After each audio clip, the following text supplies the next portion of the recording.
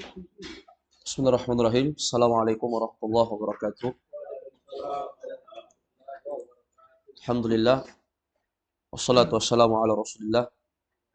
Wa ala alihi wa ashabihi wa mawalah. Asyhadu an la ilaha illallah wahdahu la syarikalah.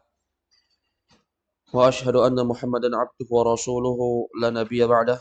Sallallahu alaihi wa ala alihi wa ashabihi.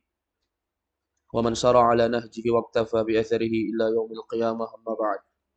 Alhamdulillah, kita lanjutkan kembali pembahasan kita membahas kitab Durusul Lughah Al-Arabiyyah li ghairi natiqina biha. Al-Mujalladul Awal atau Al-Juz'ul Awal. Kitab Durusul Lughah jilid yang pertama. Kitab ini dikarang oleh Profesor Dr. Abdul Rahim bin Abdus Subhan rahimahullah, seorang ulama ahli bahasa Arab dari India, rahimahullah taala rahmatan wasi'ah. Di malam ini pertemuan kita yang ke-10 dalam bahas kitab ini. Kita masuk di dalam buku panduan PDF di halaman ke-24. Semua dibuka bukunya, halaman ke-24 terkait dengan pembahasan yang ada di kolom B. Karena kemarin di halaman 23 kita telah menyelesaikan pembahasan yang ada di kolom A. Silakan semuanya buka sekarang di halaman ke-24. Di halaman ke-24 ini kita akan membahas dua pembahasan pokok. Di halaman 24 ini kita akan membahas dua pembahasan pokok. Oleh karena itu, sebelum kita bahas, ya, di sini saya akan menjelaskan pembahasan yang ada di halaman 24 ini. Nah, ini kita banyak pakai papan tulis ya. Jadi kita tidak tampilkan PDF di malam ini. Biasanya di rekaman kita tampilkan PDF, ini di malam ini tidak ya, karena kita banyak pembahasan yang pakai papan tulis di sini. Jadi semuanya melihat penjelasan yang saya tulis di papan tulis. Di sini ada dua pembahasan kita di malam ini.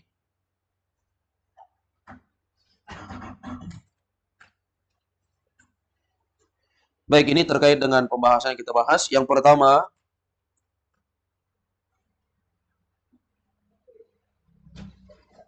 pembahasan yang kita bahas di dalam halaman 24 ini kita akan menjelaskan pembahasan tentang dhamir.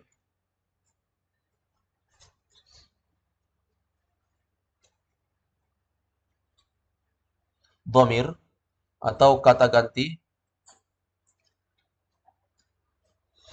Tentunya ini dhamir, kata ganti dalam bahasa Arab.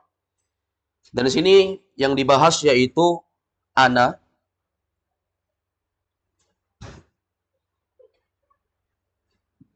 Ana yang artinya saya, dan anta yang artinya kamu.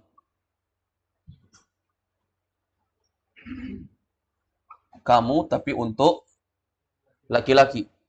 Adapun ana itu saya, bisa untuk laki-laki ataupun perempuan.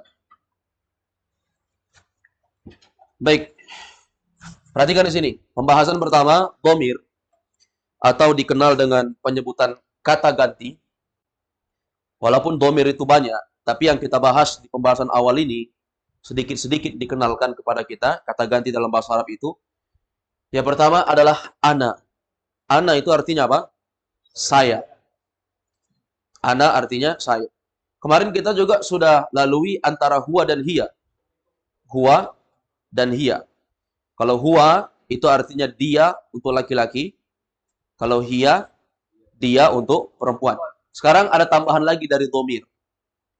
Ya, yaitu ana. Artinya saya.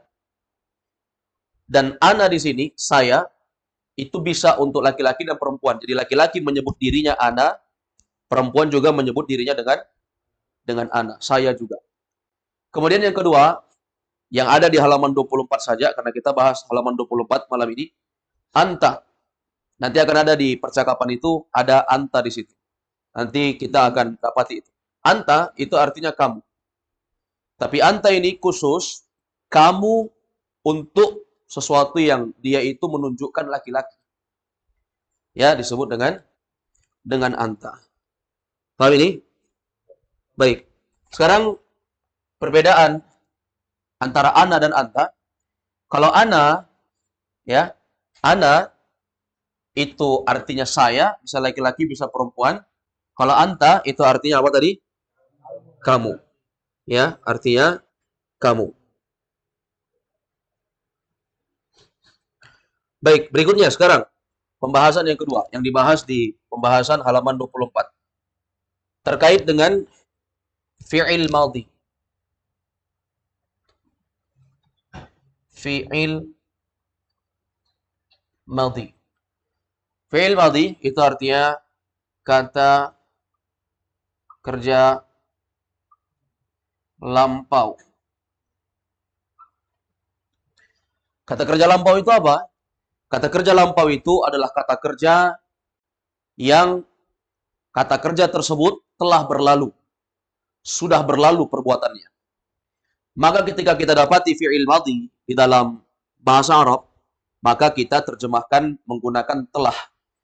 Apa contohnya? Contoh fi'il madhi yang ada di halaman 24 ini, yang beliau contohkan, yaitu pertama adalah contoh. Yang pertama adalah dhahaba. Yang kedua adalah kharaja. Dhahaba itu artinya dia telah pergi. Kharaja artinya dia telah keluar. Sekarang coba perhatikan papan tulis. Zahaba itu artinya pergi. Tapi karena dia menunjukkan fi'il madhi atau kata kerja yang lampau, yang sudah berlalu, maka ditambahkan telah. Dia telah pergi. Berarti perbuatan perginya itu telah terjadi. Sudah terjadi perbuatannya itu. Bukan sedang mau pergi atau akan mau pergi. Tetapi telah pergi. Jadi kalau orang Arab bilang telah pergi, maka mereka mengatakan zahaba. Sudah? Mereka akan mengatakan zahaba. Tapi kalau mereka mengatakan dia telah keluar, kharaja. Jadi kalau polanya itu fa'ala, zahaba, kharaja, itu pola yang menunjukkan fi'il madhi. Atau kata kerja yang telah lampau. Kata kerjanya itu sudah berlalu. Jadi kalau nanti kita dapati dalam halaman 24 ini ada percakapan zahaba, maka kita artikan dia telah pergi. Kalau ada kalimat kharaja, artinya apa? Dia telah keluar. Kemudian yang perlu kita bahas di sini bahwasanya kalimat zahaba dan kharaja, ya, zahaba dan kharaja, di sini ada pembahasan. Jadi dari poin yang kedua ini ada dua pembahasan lagi. Pembahasan yang pertama, jika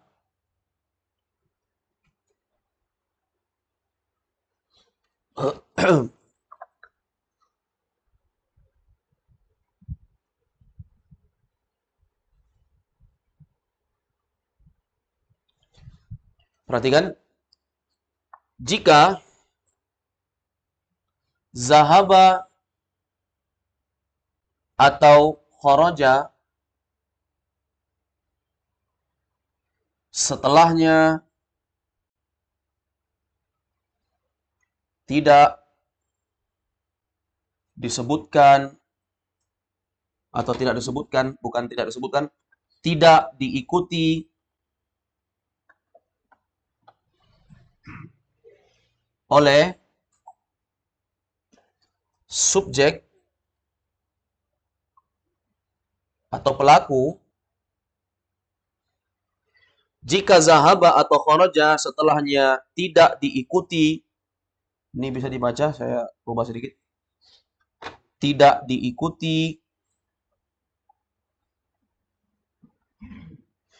diikuti oleh subjek atau pelaku,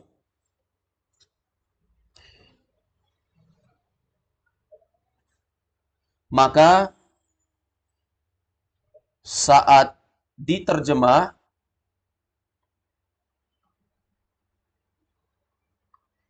tambahkan kata dia. Sudah, ini pembahasan pertama. Pembahasan kedua, jika tidak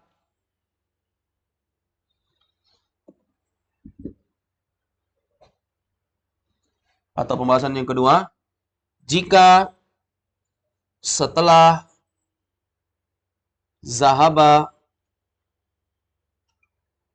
atau kharaja, jika setelah zahaba atau kharaja diikuti oleh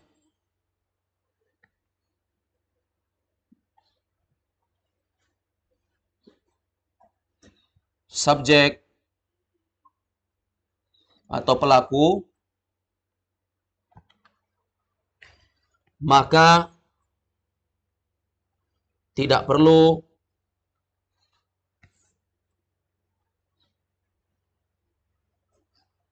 ditambahkan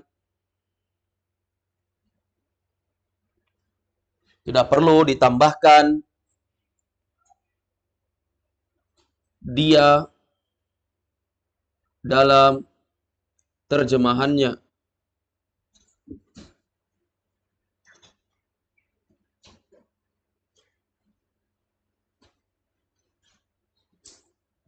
Dalam terjemahannya. Contoh,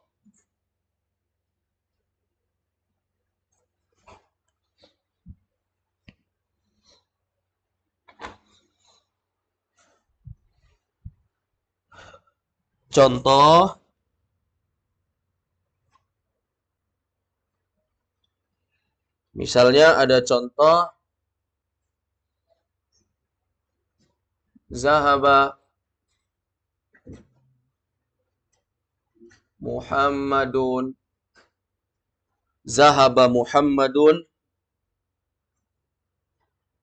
ilal masjidi. Baik. Sekarang coba perhatikan di papan tulis.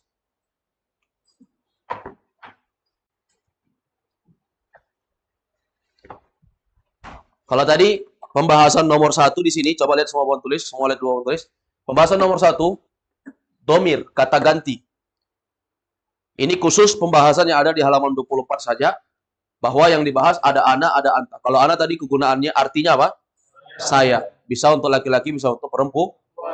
Kalau anta artinya apa? Kamu. Tapi khusus untuk laki-laki. Kalau kamu perempuan, kita belum bahas. Nanti ada pembahasan. Ini khusus laki-laki dulu.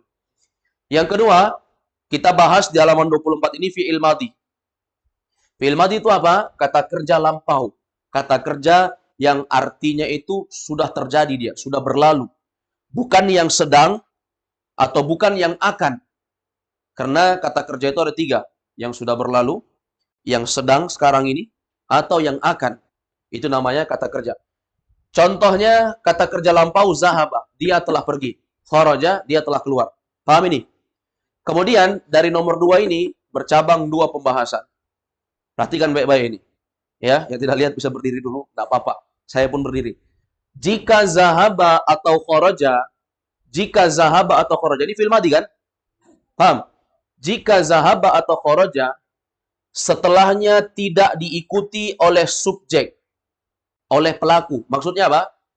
Kharaja atau zahaba itu berdiri sendiri, setelahnya tidak diikuti subjek, pelaku. Kan ini kata kerja. Kalau kata kerja itu pasti ada yang mengerjakan. Ya kan? Apakah ada pekerjaan yang nggak ada mengerjakan? Kan nggak mungkin. Misalnya saya bilang memegang. Ya, pasti ada yang memegang ini, memegang spidol. Ada yang memegang, siapa? Saya. Nah, perhatikan.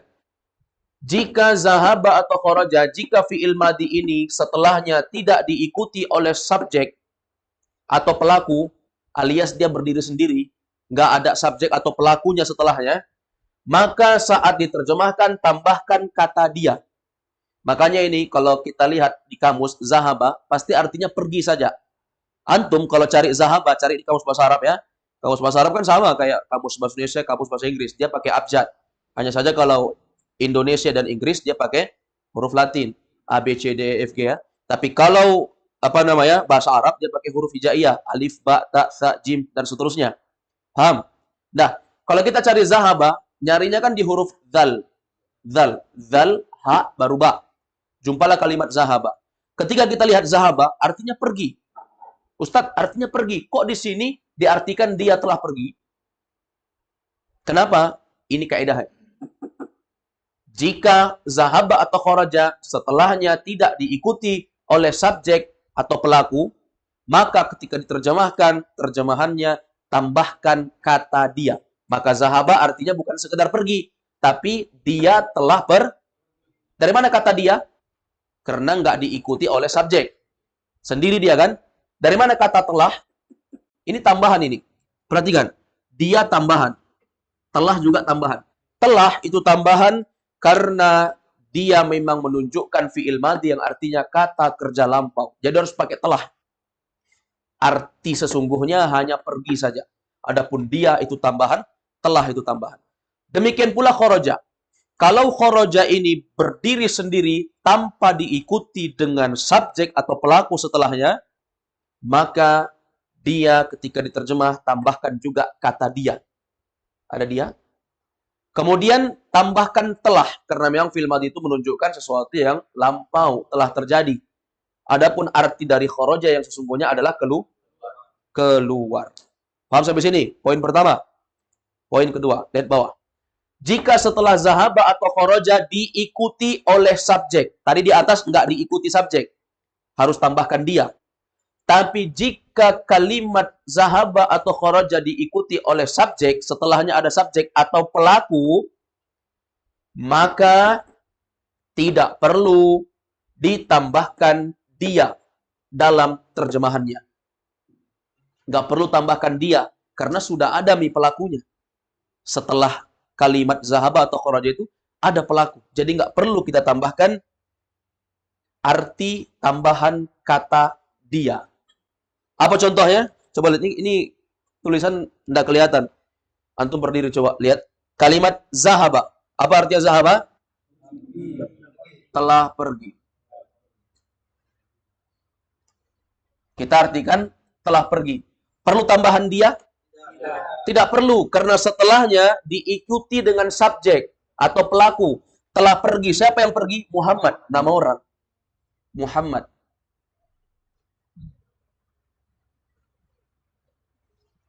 Telah pergi siapa?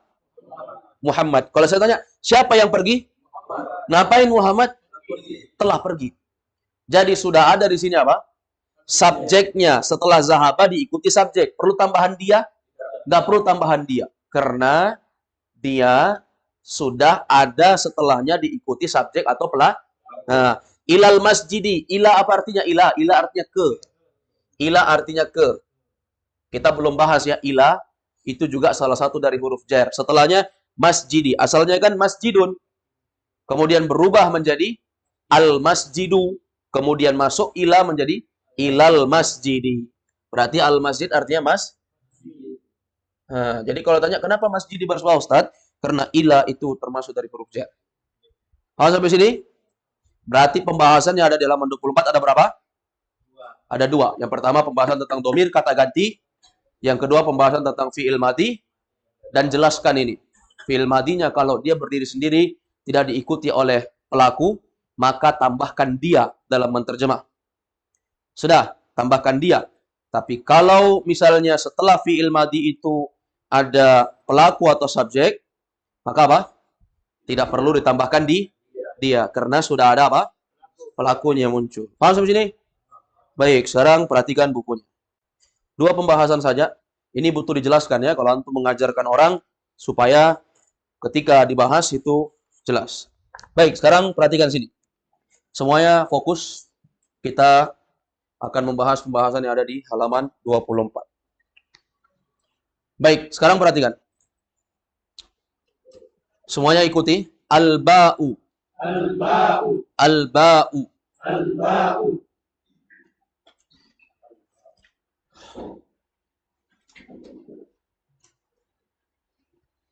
Baik, perhatikan.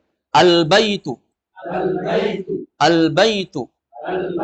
Ya, semua perhatikan di buku PDF halaman 24 ya. Karena kita nggak tampilkan PDF ini. Minal baiti. Lihat perbedaannya. Al-baitu sama minal baiti. Al-baitu kenapa tu? Karena nggak ada sebab jadi ti. Ya kan? Nggak ada sebab jadi ti. Nggak ada sebab jadi ta. Jadi al-baitu. Kembali ke asal. Dibaca dom. Kemudian minal baiti. Minal itu asalnya min. Min sama al-baiti. Tapi karena littiqa is-sakinain bertemunya dua sukun sehingga apa? Sehingga harokat nun yang sukun diharokati fathah menjadi mina. Minal baiti supaya bisa dibaca. Kalau nun yang nggak berharokat setelahnya juga alif lam sukun kan nggak bisa dibaca. Ya kan? Maka diharokatilah menjadi baris atas nunnya sehingga menjadi minal baiti. Tapi tetap saja min itu termasuk dari huruf jar. Sudah berapa huruf jar yang telah berlalu? Yang pertama apa? Sudah berlalu. Fi. Kemudian apa? Ala. Ini sekarang apa? Min. Sudah. Masih ingat ini? Apa huruf jar itu? Apa huruf jar? Ayo semua. Huruf yang bertugas membuat kata setelahnya menjadi majrur. Atau baris bawah. Perhatikan kalimat sampingnya. Ikuti. Al-masjidu. Minal ilal masjidi. Ya, kalau minal baiti artinya dari rumah, kalau min itu artinya dari. Kalau ini ilal masjidi, ila artinya ke. Al masjidu karena nggak ada huruf jar. Tapi ketika ada huruf jar, ilal masjidi jadi baris bawah. Paham? Baik, sekarang perhatikan. Al mudarrisu. Ini percakapan antara al mudarrisu, seorang guru laki-laki dengan si Muhammad. Min aina anta? Min aina anta? Perhatikan min. Huruf apa? Huruf jar. Setelahnya kenapa aina? Harusnya kan aini. Majrur. Karena ada huruf jar. Kenapa menjadi aina tetap aina? Kita sudah jelaskan ini terkait dengan aina. Aina ini adalah salah satu kata dalam bahasa Arab yang dia memang harokat yang nggak bisa berubah. Selama-lamanya aina walaupun kemasukan huruf jar. Tapi kalau ditanya apakah si aina itu menjadi isim yang majrur karena kemasukan min? Jawabannya iya. Kedudukan dia dalam kalimat sebagai isim yang majrur. Tetapi bentuknya, lafadznya tetap begitu karena dia termasuk isim yang nggak bisa berubah. Paham ini? Andai kata setelah min itu adalah al-masjidu, pasti berubah menjadi al-masjidi. Karena memang tugasnya si min ini atau pak min ini, ya, tugas dari pak min ini menjar, membuat isim setelahnya menjadi majrur atau baris bawah. Oh, tapi karena si aina tidak bisa berubah, maka dia tetap seperti itu. Tapi kalau ada yang tanya, apakah aina di situ majrur karena kemasukan huruf jar? Jawabannya iya. Tapi tidak berubah harakatnya karena memang dia tidak bisa berubah. Paham? Baik. Kemudian, anta. Apa yang antum tahu tentang anta? Lihat di atas. Pembahasan di papan tulis tadi. Apa ini anta? Domir, kata ganti. Apa artinya? Kamu. Kegunaannya untuk laki-laki atau perempuan? Untuk laki-laki. Paham ya? Untuk laki-laki. Nah, perlu diketahui bahwa anta ini bukan sekedar laki-laki, tetapi dia dikhususkan untuk satu orang laki-laki. Untuk satu orang laki-laki. Paham? Baik. Berikutnya. Muhammadun. Muhammadun. Kenapa al-mudarrisu tidak tanwin, Muhammadun tanwin? Hah? Karena al-mudarrisu ada alif lamnya, jadi tidak bertanwin. Adapun Muhammadun, kenapa dia ditanwin? Karena nama laki-laki memang harus ditanwin. Kecuali memang nanti yang dikecualikan ada beberapa nama laki-laki yang tidak ditanwin. Paham ya? Nah, itu terkait dengan anta. Jadi nanti jelaskan sedikit. Kalau kita ngajarin orang, jelaskan sedikit tentang anta itu apa, sehingga tidak membingungkan orang yang belajar. Kemudian, Muhammadun. Ana minal yabani. Ana minal yabani. Apa artinya? Ana artinya apa? Ana, lihat, lihat, lihat. Ana artinya apa? Saya. Untuk laki-laki atau perempuan? Bisa dua. Kalau di sini kan yang ditanya si Muhammad, maka dia katakan ana, saya. Mina itu berasal dari kata min ya. Cuma karena sukun sama sukun, sukun ketemu sukun, bahasa Arabnya litiko isakinain, bertemunya dua sukun, nggak bisa dibaca. Sehingga minnya, nunnya diharokati dengan fathah menjadi minal yabani. Paham? Al-Yaban itu artinya Jepang. Al-Yaban artinya Jepang. Berarti si Muhammad mengatakan saya dari Jepang. Lihat langsung tugasnya min. Beramal tidak?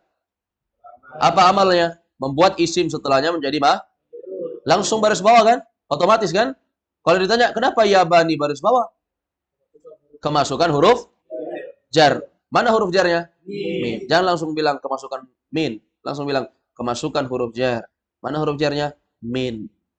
Jangan bilang mina, karena asalnya itu min. Itu dia menjadi fathah nunnya karena darurat. Paham? Paham ini? Lanjut. Berikutnya. Al-mudarrisu. Apa artinya? Guru. Guru laki-laki. Wa min aina ammarun. Semua bersuara, jangan malu-malu bersuara. Wa min aina ammarun. Apa artinya waw? Dan. Sudah sering ya? Min? Perlu catat? Tidak perlu. Aina? Mana? Kan asalnya di mana, tapi disesuaikan ya. Kan di sini nggak mungkin dari di mana. Ya, kita bilang saja mana. Dari mana Ammar? Apa artinya Ammar? Nama orang. Ammar. Ya, Ammarun. Kenapa tanwin? Karena nama laki-laki.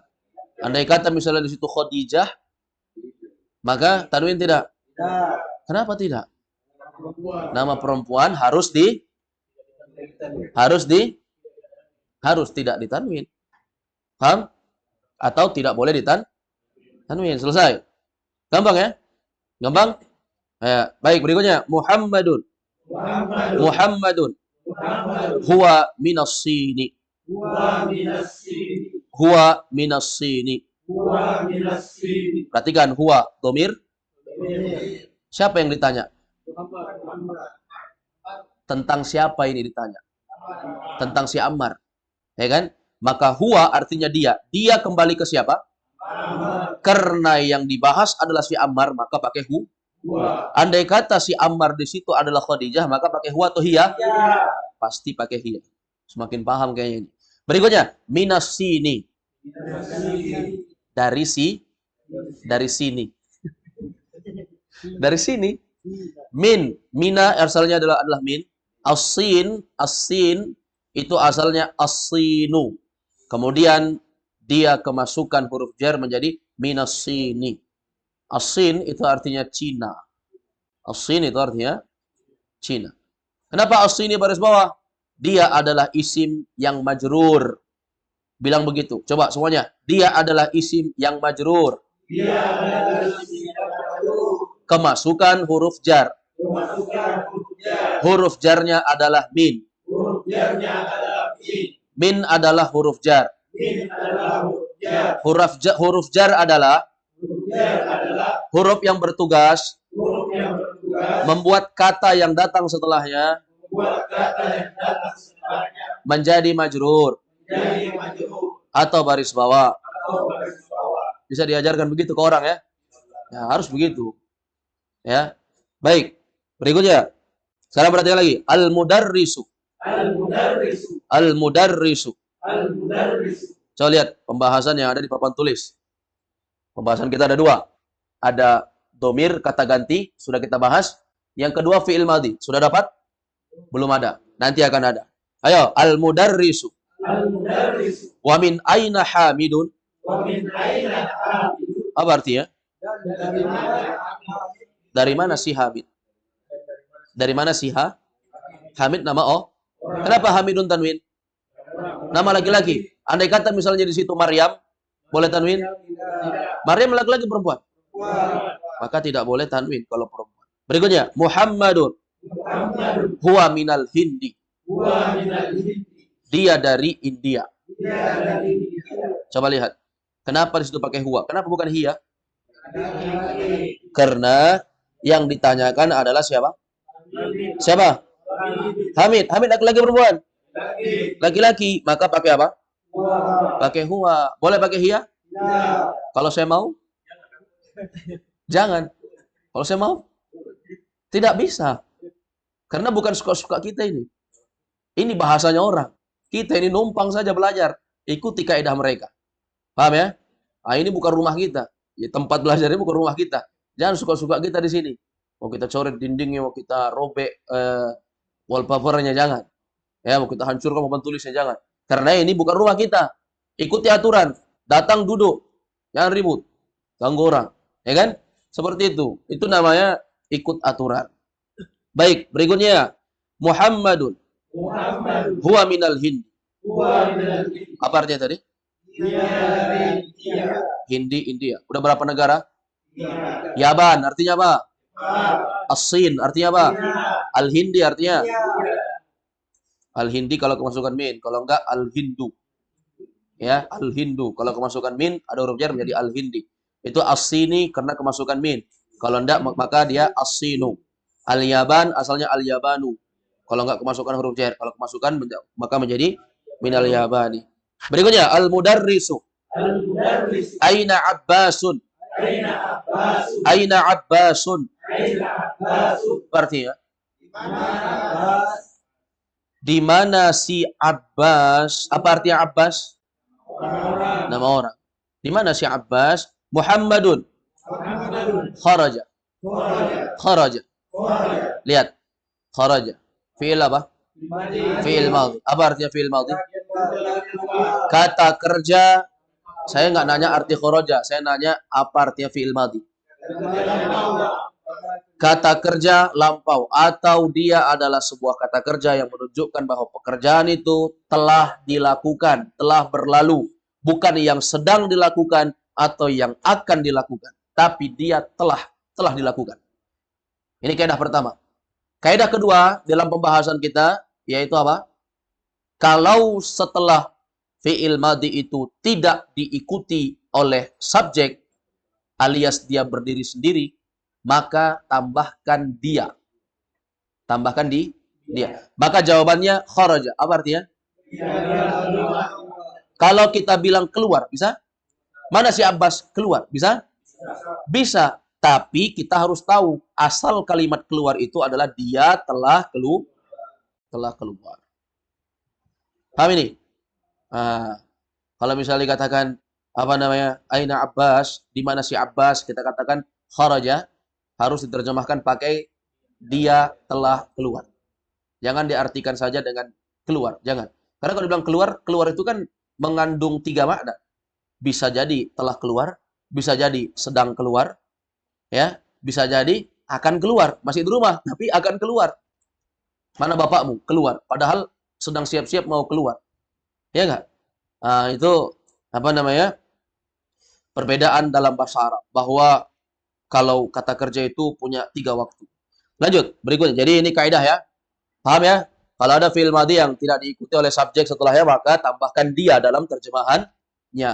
Tapi kalau diikuti langsung dengan subjek setelahnya, perlu tambahkan dia. Nah, ini penting sekali ya dalam menerjemah ini kaidah penting sekali. Memang pembahasan awal kita tadi itu yang ada di papan tulis belakang ini itu harus betul-betul dikuasai dan kalau kita mengajar itu jangan lupa untuk dijelaskan. Lanjut, berikutnya. Al-mudarrisu. Aina zahaba? Apa artinya? Tuh, begitu terjemahannya. Hah? Di mana dia telah pergi? Di mana dia telah pergi? Begitu menerjemahnya. Kenapa ada dia? Karena nggak disebutkan setelahnya, nggak diikuti subjek setelahnya. Nggak diikuti subjek. Maka ditambahkan dia. Kenapa ditambahkan telah? Karena memang ini adalah fi'il madhi, menunjukkan sesuatu yang telah Maka kita katakan di mana dia telah pergi. Ya. Baik, ini kalimat di mana, aina, lebih cocoknya diartikan ke mana. Jadi ini sesuai konteks kalimat ya, kadang artinya mana. Kalau min aina kita artikan dari mana, enggak dari di mana. Tapi kalau ini aina zahaba, aina ketemu dengan zahaba, maka aina artinya ke mana. Bisa antum catat juga lah supaya lebih memudahkan. Jangan artikan di mana, tapi kemana. Kemana dia telah pergi. Paham ini? Lebih enak mana? Kemana atau di mana?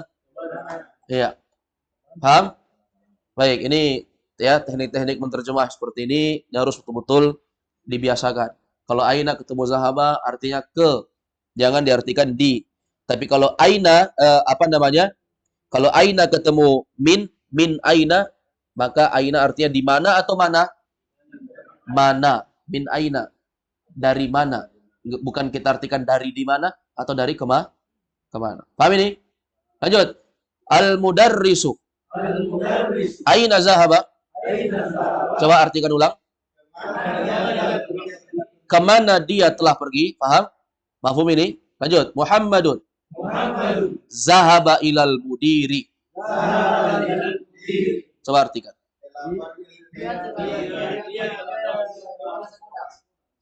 Pakai telah. Pakai telah. Tetap pakai karena dia fi'il madhi, menunjukkan lampau. Sekarang ini masalahnya pakai dia atau tidak? Kenapa tidak? Disandarkan kemana? Kenapa pakai lagi?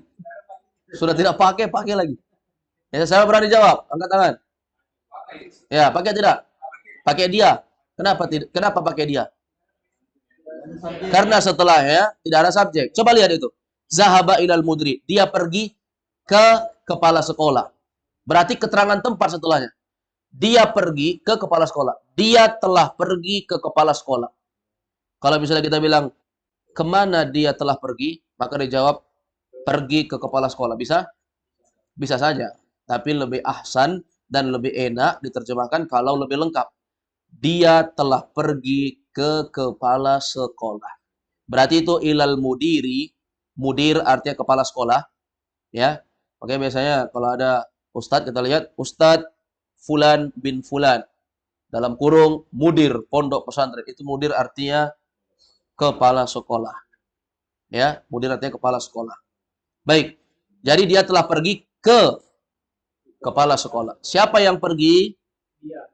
Siapa dia? Kok kepala sekolah? Siapa yang pergi? Dia. Dia. Siapa dia? Yang ditanyakan siapa? Abbas. Di mana si Abbas? Dia telah keluar. Kemana dia keluar? Dia telah pergi. Dia telah keluar. Kemana dia pergi? Dia telah pergi ke kepala sekolah. Fokus. Baik, lanjut. Al-mudarrisu. Lihat, afwan. Sebelum itu lihat. Dhahaba ilal mudiri. Lihat langsung efeknya kalau ada ilah. Asalnya itu apa? Setelahnya ilah apa? Asalnya mudirun. Masuk alif lam menjadi al-mudiru. Kalau boleh tanwin. Masuk huruf jar menjadi ilal mudir. Al-mudarrisu. Wa aina dhahaba aliyun? Wa aina zahaba aliyun? Ya, artinya ini. Dan kemana zahaba? Dan aina. Aina di sini kita artikan ke, karena aina setelahnya zahaba artinya kemana? Bukan artinya di mana ya. Dan kemana zahaba? Nah, zahaba fi'il apa? Fi'il madhi. Fi'il yang menunjukkan kata kerja yang telah lampau. Ada kaidah, kalau setelahnya adalah apa namanya? Diikuti oleh subjek atau pelaku, maka tidak perlu tambahkan dia. Tapi kalau dia berdiri sendiri tidak diikuti oleh subjek, pelaku, maka tambahkan dia. Kalau di sini ada diikuti oleh subjek, pelaku? Ada, yaitu siapa? Ali. Maka kita artikan apa? Coba, ayo artikan bagus-bagus. Dan kemana? Tetap pakai telah? Tetap, karena fi'il madhi harus pakai telah. Ini masalah pakai dia atau tidak dalam berterjemah. Dan kemana? Putar bahasanya. Kalau bahasa Arab itu memang perbuatan dulu, baru orang yang berbuat disebutkan dalam penulisan. Perbuatannya dulu, baru orang yang berbuat. Kalau bahasa kita itu, orangnya dulu, baru perbuatannya. Jadi kalau dalam bahasa Arab itu susunannya itu bukan SPO, bukan subjek, predikat, objek, tapi PSO. Predikat dulu, baru subjek, baru objek. Paham? Baik. Berarti kalau kita artikan, terjemahkan pakai bahasa kita. Dan kemana si Ali telah pergi? Bisa ya? Paham ini? Nah, inilah bedanya cara menerjemah orang yang paham bahasa Arab dengan kaedah dan Google terjemahan. Coba ketik di Google terjemah. Coba saya tes ya. Si Google ini belajar nggak dia bahasa Arab? Saya tes dulu pakai terjemahan. Terjemahan. Misalnya, zahaba ilal mudiri. Apa artinya? Zahaba ilal mudiri. Kalau di Google, saya Saya ketik ini ya. Nih, zahaba ilal mudiri, dia artikan dia pergi ke manajer. Ya sama lah, dia pergi ke kepala sekolah. Tapi nggak ada makna telahnya. Nggak ada makna telah. Berarti apa? Berarti dia nggak paham tentang kaidah fi'il madhi. Ya, dia pergi ke manajer. Nggak dia sebut dia telah pergi. Kalau bilang dia pergi, pergi itu kan mencakup 3 makna. Telah pergi, sedang pergi, atau akan pergi. Nah, jadi ini butuh kejelasan di sini. Itulah pentingnya mempelajari bahasa Arab. Jadi orang yang mau terjemah paham bahasa Arab itu, maka terjemahannya itu akan betul-betul detail, lurus, dan enak didengar. Kalau dia belajar sungguh-sungguh. Lanjut, berikutnya. Muhammadun. Muhammadun. Zahaba ilal mirhadi. Zahaba ilal mirhadi. Yuk, lihat zahaba fi'il madhi. Setelahnya ada fa'il enggak? Enggak ada. Justru setelahnya adalah keterangan tempat. Ilal mirhad, berarti ke mirhad. Keterangan tempat kan? Ke mirhad. Berarti diartikan pakai telah, tetap pakai telah karena dia fi'il madhi. Pakai dia, tambahan dia. Oke, maka kita artikan apa? Zahaba ilal mirhad. Dia telah pergi ke mirhad. Mirhad artinya WC. Ini adalah kawannya si Hammam. Hammam. Pakai ha. Bukan pakai ha. Kalau pakai Hammam, itu nama yang bagus ya. Kalau siapa namanya Hammam, pakai ha. Ya, pakai ha, kacamata bahasa kita. Ha yang bentuknya seperti kacamata. Hammam artinya orang yang tinggi himmah ya. Orang yang punya semangat tinggi. Tapi kalau hammam artinya kamar mandi yang tidak ada WC-nya. Kalau kamar mandi yang ada WC-nya, al-mirhad. Paham? Lihat gambarnya itu. Gambar kamar mandi, ada wastafelnya, ada tempat gantung handuknya, ada klosetnya, 2 lagi klosetnya. Gimana itu? Ada apa dengan kamar mandinya ini? Lihat gambarnya di buku itu. Berapa klosetnya? 2. Kenapa bisa?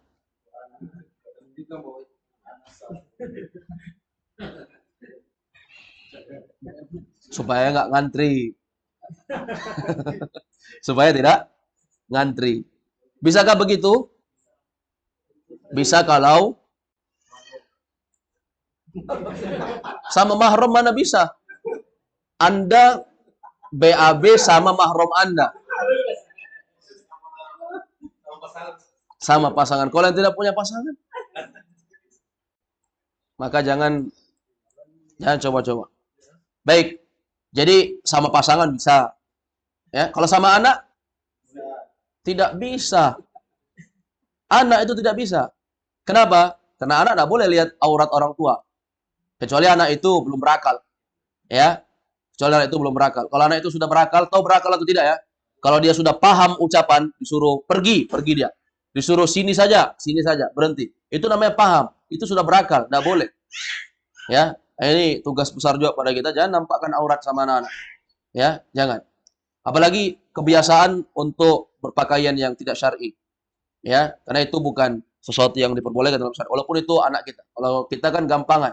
Ya, kadang cuma pakai celana dalam saja.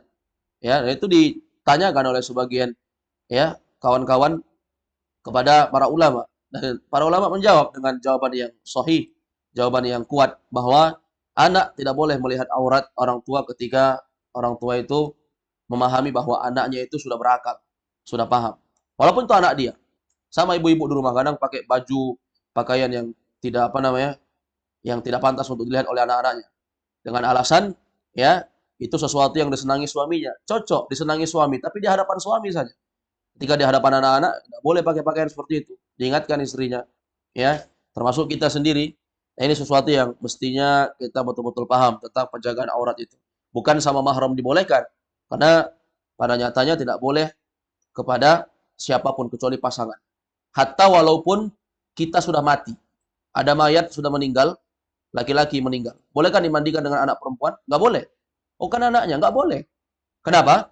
Karena tidak boleh dia melihat sesuatu yang ada pada apa namanya pada orang tuanya. Tapi istrinya memandikan boleh karena istrinya. Tapi kalau anaknya tidak boleh. Termasuk juga apa namanya seorang wanita meninggal dunia kemudian dimandikan oleh anaknya. Jangan. Kalau ada yang perempuan memandikan perempuan. Nah, pada hukum asalnya ya tidak boleh melihat aurat lawan jenis kecuali memang apa yang Allah bolehkan saja. Baik, Allahu a'lam. Pembahasan kita dalam pembahasan 24 ini. Insyaallah kita lanjutkan pembahasan kembali terkait dengan halaman ke-25 biiznillah taala. Naktafi bihadzal qadar. Wassallallahu wasallam ala nabiyina Muhammad wa ala alihi wa sahbihi wasallam. Subhanakallahumma wa bihamdik asyhadu an la ilaha illa anta astaghfiruka wa atubu ilaik. Assalamualaikum warahmatullahi wabarakatuh.